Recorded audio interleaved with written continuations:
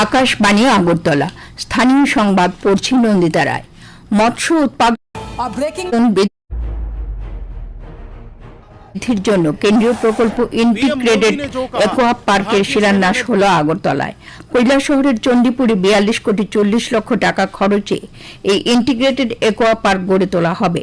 গতকাল সকালে আগরতলা রবীন্দ্র শতবার্ষিকী ভবনে এক অনুষ্ঠানে বৈদ্যুতিন বোতাম টিপে কেন্দ্রীয় মৎস্য, প্রাণী সম্পদ, ডেয়ারি ও পঞ্চায়েত রাজ মন্ত্রী রাজীব রঞ্জন সিং কৈলাসহরে প্রস্তাবিত ইন্টিগ্রেটেড অ্যাকোয়া পার্কের শিলান্যাস ফলকের আবরণ উন্মোচন করেন।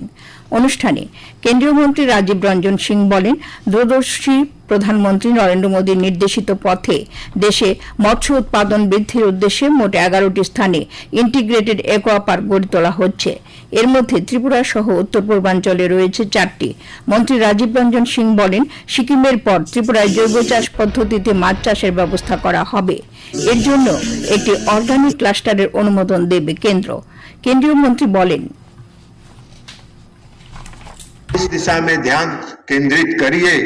इकोसिस्टम और वेस्ट इनलैंड एक्वाकल्चर जो है, जिसमें आपको बायोफ्लैक है, आरएसएस है, केज कल्चर है और इंटीग्रेटेड फार्मिंग को कैसे बढ़ाया जा सके और बढ़ाया जाए, इस पर भी काम करने की जरूरत है। तो आपका फिश प्रोडक्शन बढ़ेगा।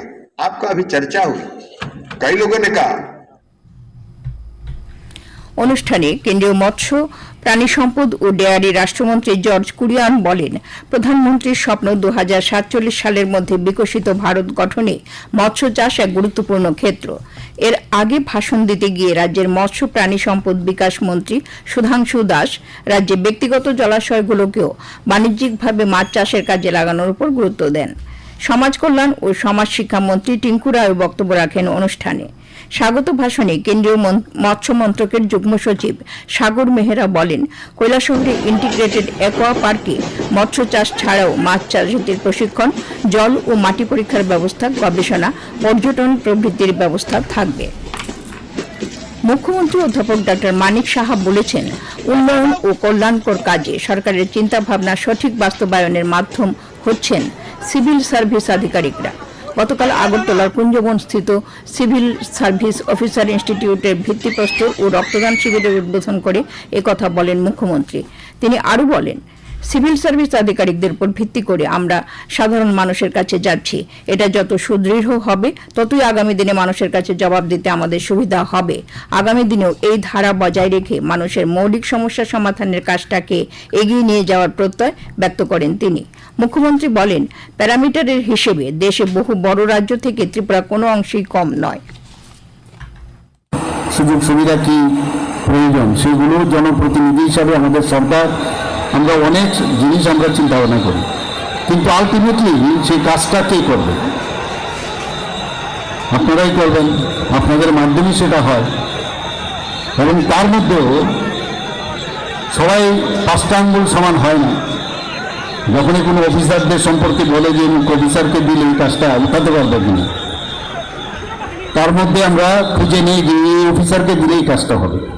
তো কাজের মাধ্যমে মানুষের তার পরিচয়, এবং কাউকে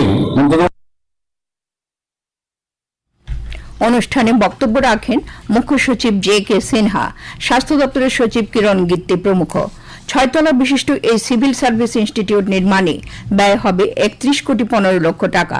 এতে থাকছে সামাজিক সাংস্কৃতিক আলোচনা সভাগৃহ, থাকবে একাডেমিক বিভিন্ন বিষয় সংক্রান্ত প্রশিক্ষণ সুবিধা, বিনোদনের ব্যবস্থা, জিম সহ ইত্যাদি সুযোগ সুবিধা। 2 বছরের মধ্যে এই কাজ শেষ করার পরিকল্পনা রয়েছে বলে জানিয়েছেন স্বাস্থ্য সচিব।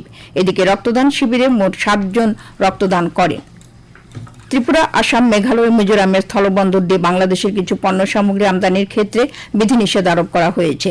এছাড়া পশ্চিমবঙ্গের চ্যাংরাবান্ধা ও ফুলবাড়ি স্থলবন্দর দিয়েও আমদানির উপর বিধিনিষেধ আরোপ করেছে ভারত সরকারের শিল্প ও বাণিজ্য মন্ত্রক। এই নিষেধাজ্ঞা অনুযায়ী তৈরি পোশাক, ফল, ফলের রস, প্রক্রিয়াজাত খাদ্যদ্রব্য, সুতো জাতীয় জিনিসপত্র, প্লাস্টিক এবং প্লাস্টিকের তৈরি জিনিসপত্র এবং কাঠের আসবাবপত্র আমদানি করা যাবে না। কলকাতা সমুদ্র বন্দর দিয়ে এসব পণ্য আমদানি করা যাবে, তবে বাংলাদেশ থেকে মাছ, এলপিজি, ভোজ্য তেল এবং পাথরের চিপস আমদানি করা যাবে বলে বিজ্ঞপ্তিতে উল্লেখ করা হয়েছে। আজ 19শে মে ভাষা শহীদ দিবস। 1961 সালে এই দিনে আসামের শিলচর শহরে বাংলা ভাষাকে সরকারি ভাষার স্বীকৃতি দেওয়ার দাবিতে আন্দোলনরত 11 জন মৃত্যুবরণ করেন। এই দিনটির স্মরণে শিলচরেও আজ নানা অনুষ্ঠানের আয়োজন করা হয়েছে। আগরতলায় মৈত্রী সংসদের উদ্যোগে আজ বিকেলে রবীন্দ্র শতবার্ষিকী ভবনে প্রাঙ্গণে এক শ্রদ্ধাঞ্জলি অনুষ্ঠানের আয়োজন করা হয়েছে। আবহাওয়ার খবর, আজ দুপুর পর্যন্ত আবহাওয়ার পূর্বাভাসে জানানো হয়েছে আকাশ সাধারণত মেঘলা থাকবে। বজ্রবিদ্যুৎ সহ হালকা থেকে মাঝারি ধরনের বৃষ্টিপাতের সম্ভাবনা রয়েছে। সঙ্গে বিক্ষিপ্তভাবে ঘন্টায় 40 থেকে 50 কিলোমিটার বেগে ঝোড়ো হাওয়া বয়ে যেতে পারে। আগরতলায় আজ ভোরে সর্বনিম্ন তাপমাত্রা ছিল 25 ডিগ্রি সেলসিয়াস। দিনের সর্বোচ্চ তাপমাত্রা থাকবে 33 ডিগ্রির কাছাকাছি। স্থানীয় সংবাদ এখনকার মতো শেষ হলো। পরবর্তী স্থানীয় সংবাদ প্রচারিত হবে আজ সন্ধ্যা 7:55।